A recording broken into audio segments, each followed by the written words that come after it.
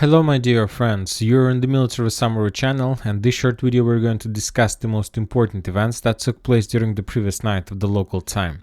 First we're going to talk about Avdiivka direction. According to information we have during the previous night, or probably those days, the few days ago, maybe yesterday, the Ukrainians managed to discover the Russian FPV drone operator's base, and as a result of HIMARS strike, the entire base with significant number of operators were destroyed.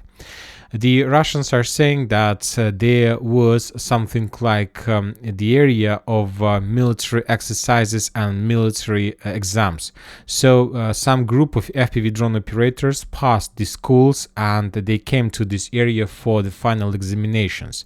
And according to information we have, the administrator of that group shared the coordinates for people, for those who were planning to pass exams, and somehow the Ukrainian intelligence got the access to that group, and they basically discovered those coordinates, and after that the Ukrainian drone was flying above this area just waiting when these students will arrive. And when students arrived, we see significant number of vehicles.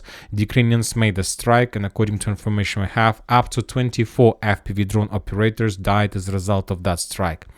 The head of this FPV drone operators group, this is Sudoplatov. He is very famous, I believe you're familiar with his work along the line of contact.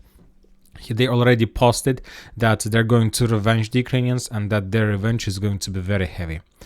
Now we are moving further to the ground. We have additional updates from Avdiivka. When talking about Avdiivka itself, during the previous night we haven't received anything from this territory. The clashes continues. The Ukrainians still haven't managed to force the Russians to step back. Very interesting details are coming from the northern flank. Now we have adjusted the map because now we see the real situation on the ground. The Ukrainian forces published the video how they were FPV drone bombing the Russian forces in this area along this tree line, along these part of the railways, which confirms the Russian presence and Russian control. A few days ago, on the 23rd of January, we had the video how the Ukrainian forces landed in this area and how the Russian FPV drone operators were bombing the Ukrainians, which confirms the Ukrainian presence on the northern tree line. So as you can see, either the Russians and Ukrainian positions are located very close to each other. Now we are moving to Bakhmut Artyomov's direction. We have some updates from this territory as well. As you can see, according to the military summary map, we have adjusted the area of control on the hill 215.7. During the previous night, we got more updates of FPV drone strikes against the Ukrainian positions, which is enough for us to adjust the map and to show a part of the hill under Ukrainian control. The Russians continued the storming operation in Bogdanovka. During the previous night, we got a few more videos from the central part of the village, which confirms that the process is ongoing. The Russians continue storming, but without any operation on the ground, just FPV drone strikes and FPV drone bombings. If we increase the numbers of updates, we will see the certain focus of the Russian FPV drone strikes, and we see the area of Russian concentration still in the central part, no movement. Furthermore, we got very interesting updates from the entire Ukraine, from Zaporozhye area. According to information we have, the Ukrainians, as a result of counter-offensive operation, managed to restore some positions to the north of Verbova. So few fields and tree lines were recaptured, but nothing special, just regular activity.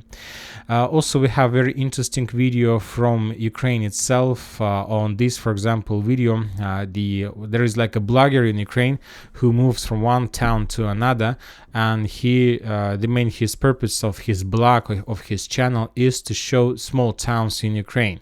And he says that during the special military operation, he has already visited significant number of villages, and the most important point that currently in this town, on this video, is 1 p.m. of the local time. So the middle part of the day, when the streets should be full with people.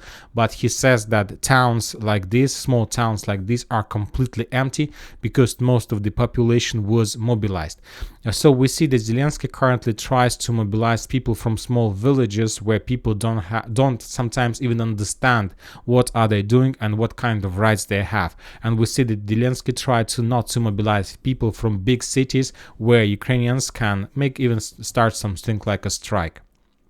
Furthermore, we got some details and investigation reports from the area where Il-76 fell down in Belgorod region. We see the video of significant of the, let's say, parts and the area where the plane crashed, and now the Russians are trying to collect, sorry for these words, collect the parts of people, and they need to first of all to recognize them, and after they will make DNA testing, and after that DNA testing is required to identify all the dead, and after that the Russians probably will send these things that left from these people to Ukraine as the proofs, because a lot of Ukrainian sources reported that the Russians still haven't provided, let's say, the bodies of people who died as a result of that crash, which means that there were no Ukrainians on board or something like this. But on this video I saw every single video. There are 3 of them. We will not watch them. There are like small parts of people were stretched on a very big square, so it's a very big and very difficult process to make all this DNA testing for identifying of those people. And after that, Russia will provide the Ukrainians the information and the real proofs of presence of Ukrainian prisoners of war on that board. Now we are moving to the United States of America, because we have also lots of updates from the states. We have added the states and that have already supported Texas with its fight with Biden. We have new updates from Utah. The governor of Utah supported the governor of Texas in his conflict with the federal government and Biden himself. We have Wyoming support as well. We have North Dakota support. We have, during the previous night, Iowa. We have Utah, my bad. We have Nebraska support. We have also Arkansas support. And as you can see, everybody, of course, tried to explain their own impression, their own opinion about the situation. But we see that a lot of states have already supported the Texas in their conflict with federal government. We have Atlanta's, Georgia support. We have South Dakota support. We have Alabama support. We have also West Virginia support.